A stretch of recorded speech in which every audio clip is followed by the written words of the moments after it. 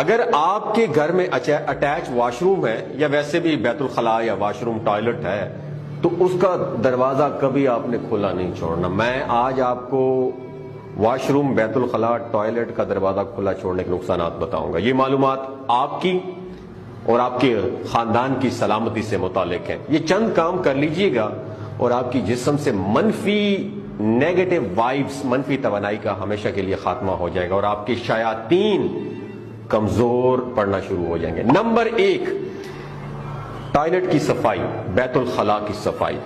اس پر کبھی بھی آپ نے سمجھوتا نہیں کرنا اور ٹوائلٹ، بیت الخلاء کو مستقل بنیادوں پر صاف ستھرا اور بدبو سے پاک رکھیں. دوسری بات یاد رکھیں، رات کو سونے سے پہلے بیت الخلاء کو صاف اور پاک رکھنے کا اہتمام ضرور کیجیے گا. تیسری بات یاد رکھیں، بیت الخلاء کا دروازہ ہر وقت اور مستقل